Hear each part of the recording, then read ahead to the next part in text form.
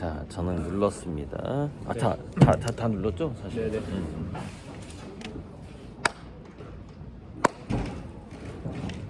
네, 안녕하십니까 화가님. 안녕하십니까. 네, 세계 최고의 화가가 될 고리드 화가에 대한 인터뷰 2부를 시작해 보도록 하겠습니다. 네, 저번에 1부에서 좀 미흡한 면이 있어서 죄송했고요. 2부 잘해보고요. 아, 또 코엑스에서 이렇게 하게 돼서 더 좀 기분은 좋은 것 같습니다. 네. 이번에 지아트가 2025 이제 베이비 페어와 같이 협업을 했다고 이야기 들었습니다. 네네. 네, 참가하신 뭐 소감이나 간단히 한번 이야기를 해주시면 좋겠습니다. 일단은 첫 번째는 코엑스 주변에 맛집들이 많아서 좀 고르기가 좀 어려울 정도로 맛있는 집이 많아서 좋았고요. 그다음에 제가 좋아하는 뭐 테라로서 커피도 바로 밖에 안 나가도 있고 강남은 강남이구나 하는 생각을 했습니다. 그리고 이제 많은 이제 애초에 우려사항이 좀 있긴 있었는데 베이비 페어에 오는 정말 주말에는 이 지나다닐 수 없을 정도로 인파가 오늘도 이제 주말이지만 많던데, 근데 그분들은 자기 현재 탄생한 애기나 곧 나올 애기에 대한 관심이 너무 강해서 미술 전시까지 과연 이렇게 관심을 보일 수 있을까 우려는 했는데, 아마 관객이 10명이 오면 그 중에서 한두 명만 그 유심히 그림을 보는 것 같긴 한데, 그래도 인파가 워낙 많으니까 어제 같은 경우에 꽤 많은 관객이 왔습니다. 네, 본격적으로 한류 다음은 예술이다와 관련된 내용의 인터뷰를 진행해 보도록 하겠습니다. 이어서 이제 하는 겁니다. 네. 저번에 이어서.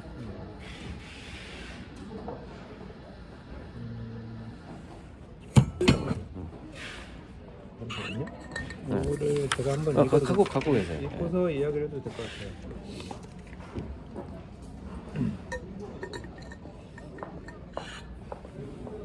이전에 고리드 화가님께서 고리들에 대한 필명에 대한 소개, 그리고 화가님께서 그리고 계신 작품 컨셉, 그 안에 있는 시리즈 과정에 대한 구성, 특징에 대해서 말씀해 주셨고요. 갤러리 인터스텔라인 창업자로서의 대표 화가, 그리고 창업하시게 된 배경, 그 이유에 대해서 어떻게 운영되고 있는가, 그리고 직접 2025년에 직접 운영할 계획에 대해서 말씀을 해주셨고요. 그리고 화가와 팬들이 어떻게 만나게 됐고, 화가 이전에 화가님께서 강사로서 다양한 활동을 하셨고, 그것에 귀감이나 영감을 받아서 많은 팬들이 모이게 됐던 그런 스토리에 대해서도 말씀해 주셨죠. 그리고 그 출판한 저서에 대해서도 이야기해 주셨고요. 네, 그래서 팬들이 화가로부터 어떤 잠재성과 매력을 느꼈는가, 그래서 이제 막대한 펀딩이 이루어졌다는 내용까지 이야기를 했습니다. 네. 근데 그 일부에서 좀 추가로 대답하고 싶은 부분이 있어요. 인터스텔라 부분에서. 그때 아마 말을 못했을 건데 대답을. 그게 이제 언제부터인지 몰라도 뭐 후기 인상파 때부터인지 정확히 모르겠지만 현대 체제 갤러리와 작가의 관계 있잖아요. 이 관계라는 게 마치 속도가 느린 아이돌 기획사와 아이돌의 관계랑 비슷한 측면이 있어서, 예를 들자면 기획사에서는 아이돌이 금방 인기가 시들해질 수 있다. 그리고 뭐 20년간 갈 수는 없잖아요. 애들이 나이를 먹으니까. 그런 것처럼 요즘에 갤러리와 작가의 관계도, 그 갤러리는 이 작가가 유행을 탈 수 있다라는 생각을 기본적으로 갖고 있는 것 같아요. 그래서 물 들어왔을 때 뭐 노져온다는 식으로 해서 뭔가 지금은 뭐 단색화가 유행이다, 극사실화가 유행이다, 뭐 다라랑 항아리가 유행이다, 뭐 이런 게 있잖아요. 그래서 그때 그 작가의 작품 가격을 많이 올려서 갤러리는 최대한 이윤을 취하고, 그 다음에 그 올라간 가격으로 지가 이제 한물간 그 유행이 간 그 작가야 팔든가 말든가 먹고 살든가 말든가 이렇게 좀 내팽개치는 그런 게 있었고, 그 과정이 아주 적나라하게 드러났던 영화가 바로 바스키아라는 영화예요. 그래서 바스키아가 마지막에 빨리 그림 그려 이 압박, 그 압박 때문에 오히려 더 마약에 손을 대게 되고, 그게 계약 관계에 묶여 있기 때문에 그렇게 작가들이 소모적이 돼 가거든요. 그런데 그러면 우리 인터스텔라는 뭐냐면은 그게 아니라 소모적인 게 아니라 정말 제가 세계적인 작가가 될 때까지, 인터스텔라의 실질적인 운영자들은 아미고님들이잖아요. 제가 뭐 그 이름을 짓고 만들기는 했지만 제가 운영할 수는 없는 부분인데, 저는 그림을 그려야 되니까. 그래서 정말 자식처럼, 정말 가족처럼 이렇게 뭐랄까, 유행 탔을 때 이렇게 단물에 빨대 굽는 이런 게 아니고, 물론 제가 지금 전체 갤러리를 좀 폄하하는 듯한 느낌이 있는데, 분명히 그런 어떤 돈만 생각하는 그런 측면이 있다라는 거죠. 현대 갤러리들이 바로 그런 모든 단점을 애초에 나는 시작하지 않겠다라는 거죠. 그런 생각으로 갤러리는 아미고 나는 작가, 이렇게 같이 평생 계획을 세워서 정말 알맞은 계단을 이렇게 밟아 올라가는, 그렇게 하고 싶다는 생각을 했어요. 인터스텔라에 대해서. 네, 보충합니다. 감사합니다. 근데 이번에 G아트와 같이 협업해서 갤러리 인터스텔라로 이제 전시를 하고 계신데요. 네. 예술인의 공동체 G아트에도 화가님께서 상당한 기부를 한 것으로 알고 있습니다. G아트는 어떤 단체이고 화가님과 어떤 인연이 있을까요? 네네. G아트에 대해서 일단은 이제 그 제 친삼촌인 고한석 대표가 시작을 했는데, 제가 인터스텔라 갤러리를 차린 것하고 취지가 비슷한 측면이 있어요. 그러니까 뭐 예술가들의 자체적인 경제 시스템을 한번 만들어 보겠다. 생태계를 만들어 보겠다. 경제 생태계. 즉 그 미술 애호가, 컬렉터, 기업가, 그냥 그림에 관심이 있는 사람들을 다 회원으로 받아들이는. 그래서 이 안에서 작가들끼리 뭐 그림을 교환하던, 아니면 기업가가 지아트 내 작가의 그림을 사던, 그런 생태계를 만드는 그런 단체를 구성할 수 있을까라는 생각을 해본 거죠.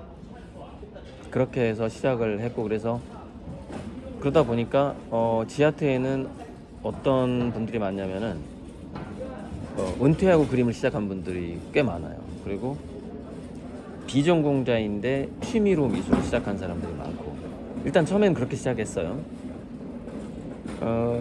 그러다 보니까 한국 미역과 달리 어떤 특성을 갖게 되냐면, 회원 자격의 그 장벽이 없어진 거죠.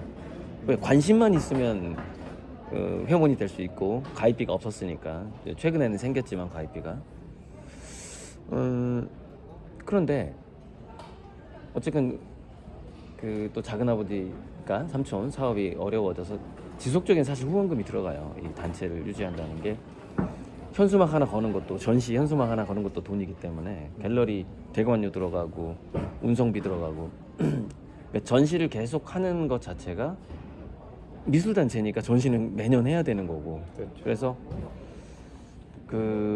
우리 이제 삼촌이 한 5억에서 6억을 썼고, 이제 더 이상 자력으로 도울 수 없는 상황에서 저한테 요청이 들어왔는데, 그때 제가 지아트에 돈을 쓴다라는 것이 아미고님들의 투자금인데, 그런데 이게 지아트라는 단체가 선본 형제하고도 맞고, 제가 최근에 자주 얘기하는 선본 형제하고도 맞고 화본기통하고도 방향성이 맞는 단체라고 생각했어요.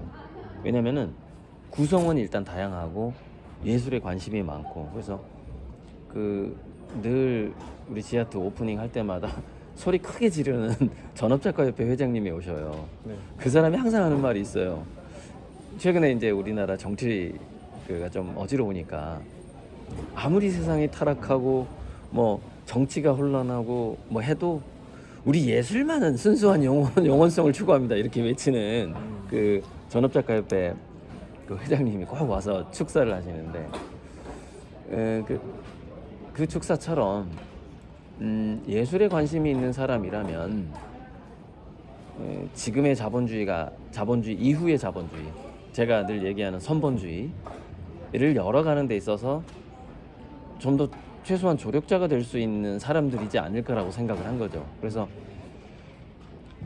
지하트를 일단은 후원하는 것이 장기적으로 사실 대략 한 6억 5천이라는 돈이 나갔단 말이죠. 장기적으로는 우리 아미고님들에게 더 좋을 수 있다.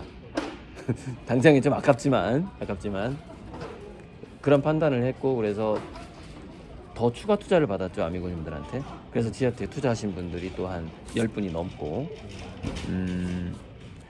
뭐 여기까지 대답하면 되나 모르겠네요. 지하트가 방향성이 맞다, 저는 그렇게 봐요. 네. 그러면은 그렇게 기부에 대해서 생각을 키우시게 되었던 뭐 유년기의 기억이나 어떤 연관성이 있을까요? 네, 그러니까 일단은 이제 우리 뭐 할아버지, 그러니까 일단 할아버지, 우리 집안은 목수 집안인데, 그러니까 이렇게 큰 건물을 짓는 대목장, 이게 독자로 내려왔다고 하더라고요. 고조 할아버지도 대목장이고 증조 할아버지 대목장인데, 증조 할아버지가 이제 5명의 그러니까 7남매를 낳는데, 그 중에서 유독 이제 셋째 아들인 우리 할아버지가 그렇게 형제들 돕느라고 가산을 탕진할 정도로 그러니까 이제 제가 이제 얘기를 들어, 그 뒤에 기부 DNA인데, 저번에 제가 얘기 안 했던 이야기인데, 그러니까 이런 거죠.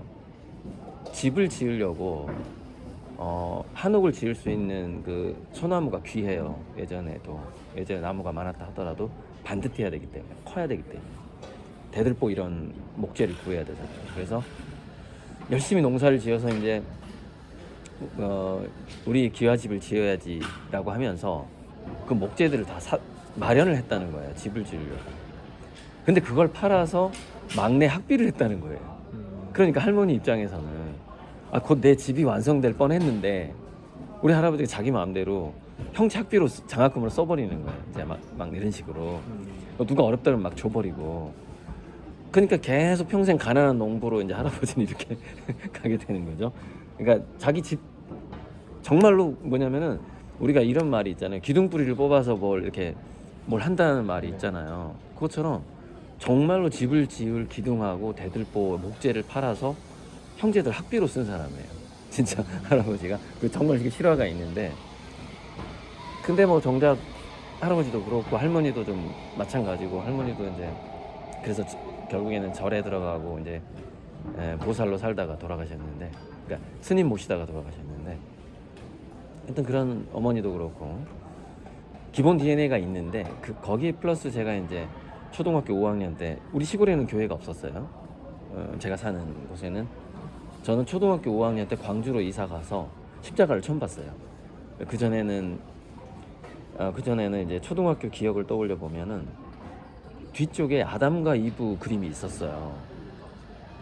학교 선생님이 붙여놓은 거예요, 뒤에다가. 나 아담과 이브가 누군지를 몰랐어요. 초등학교 때. 왜냐면 교회가 없으니까, 성경을 몰랐으니까. 그래서 초등학교 5학년 2학기 때 이제 광주로 갔는데, 교회 다니는 애들이 많더라고요. 그래서 이제 친구 따라서 처음으로 좀 조그만 개척교회를 갔어요. 그때 처음 예수님을 만난 거예요. 초등학교 5학년 2학기 때. 물론 그 전에 정기에서, 아니야, 예수님의 정기도 아마 6학년 때 봤을 것 같아요. 그 소녀 뭐 이렇게 있잖아요. 위인 정기 해가지고 100명 이상 쫙 있는 거, 그거 우리가 보통 읽잖아요. 네. 그것도 6학년 때 읽었어요. 그러니까 예수님을 몰랐다는 거죠, 아예. 그냥 우리 시골에는 뭐 무당이 있었고, 단골레라고 무당이 있었고, 미륵 신앙이 있었고, 칠성 신앙이 있었고, 딱 세 가지가 완전히 전통 뭐 샤머니즘 동네인 거죠. 그랬던 거죠.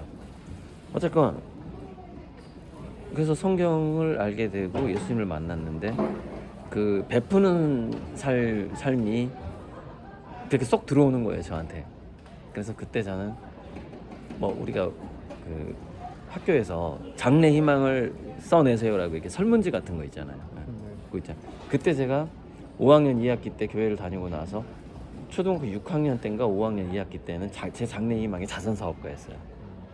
그러니까 선생님 써내라면 우리가 이제 뭐 대통령, 과학자 뭐 있잖아요. 학교 선생님 이렇게 쓰는데, 저는 그때 초등학교 5, 6학년 때 자선사업가라고 써서 낸 거예요, 학교에.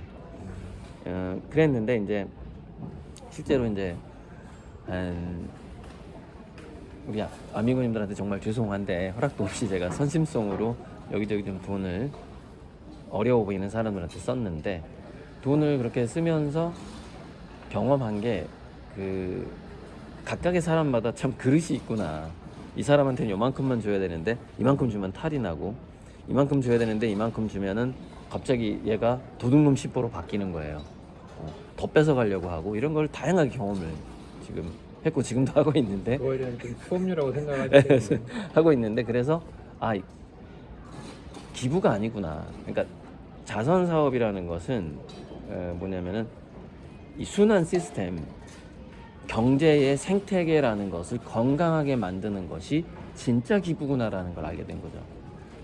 사람들을 주는 게 기부가 아니라는 거예요. 시스템을 건강하게 만드는 것이 진정한 기부인 거죠. 그래서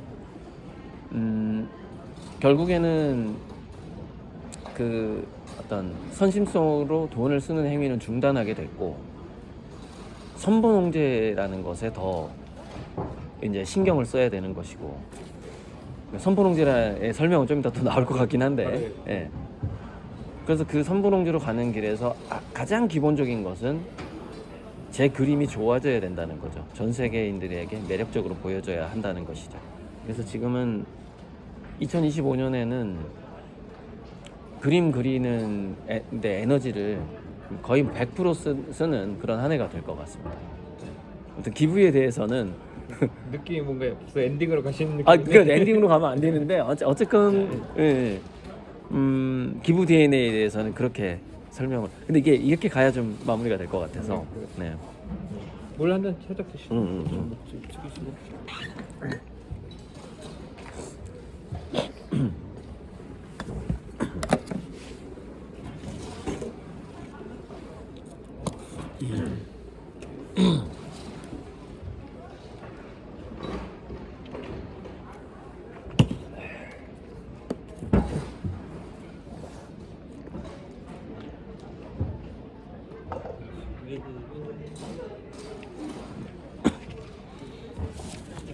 선물인데 이야기 할게요. 네.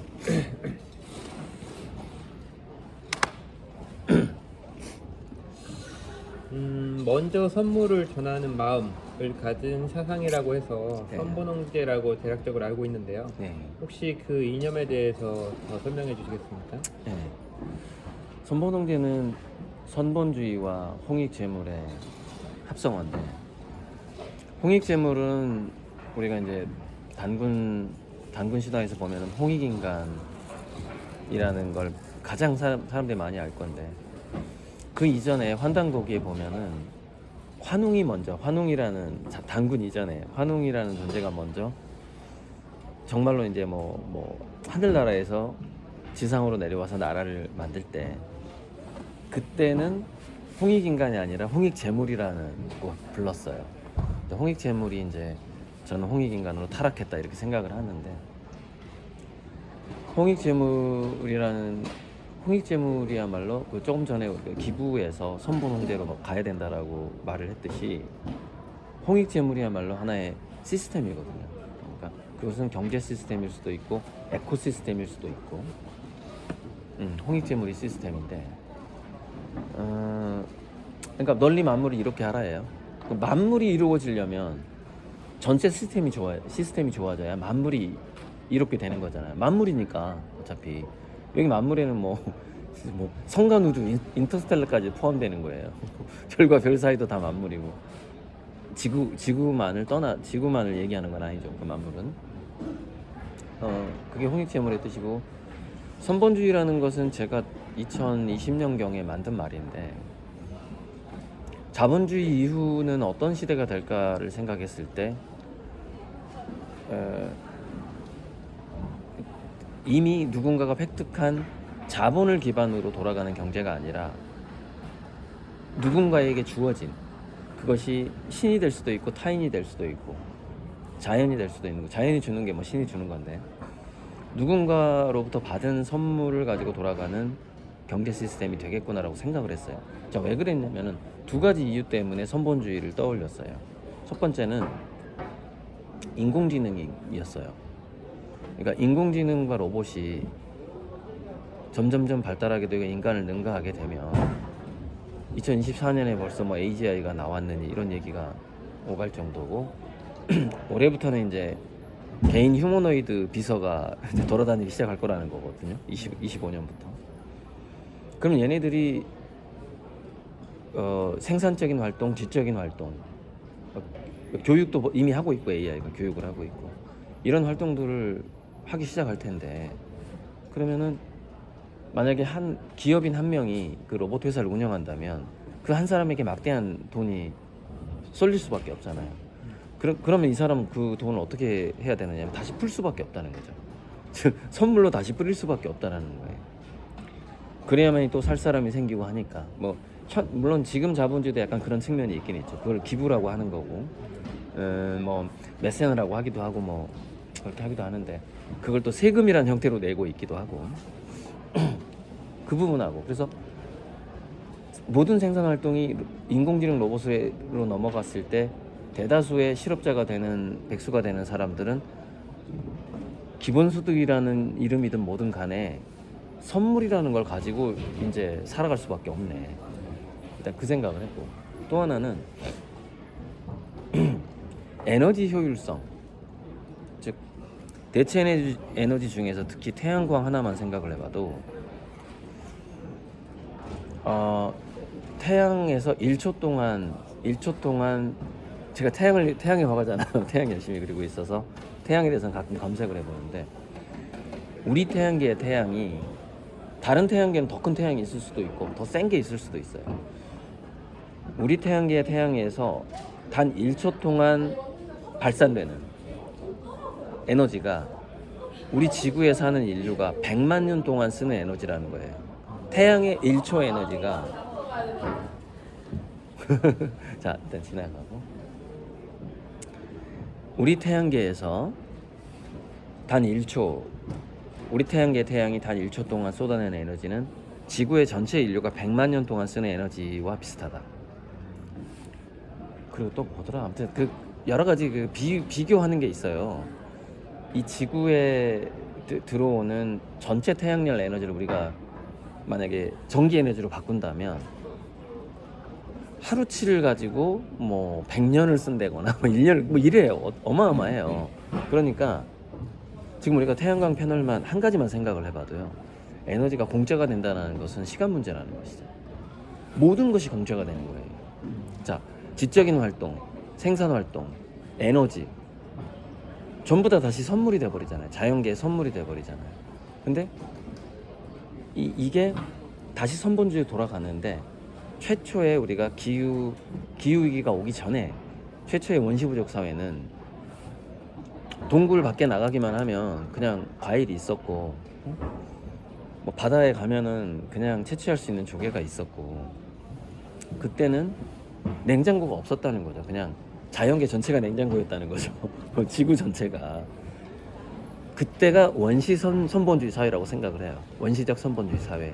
근데 다시 우리는 인간이 에너지를 쓰는 기술이 좋아지고 인공지능 로봇 때문에 다시 진보된 선본주의 사회로 갈 수밖에 없다라는 것이죠. 그래서 자본주의 이후에는 반드시 선본주의 사회가 온다. 그리고 지금 그것이 바우처든 데이터 보상제든 참여소득이든 이런 형태로 슬슬 시작하고 있는 것이고 그리고 또 조금 이따 나오게 될 STO나 RWA 진짜 이 세상에 있는 것들이 증권화 된다거나 화폐화하고 연동이 됐을 때는 그 또한 선본주의를 저는 더 이렇게 촉발시키리라고 생각해요. 근데 선본주의에 대해서는 선분홍제에 대해서는 여기까지만 할게요. 네. 네네. 한번 끊을게요. 네. 네. 왜냐면 지금 좀 30분 넘어가니까.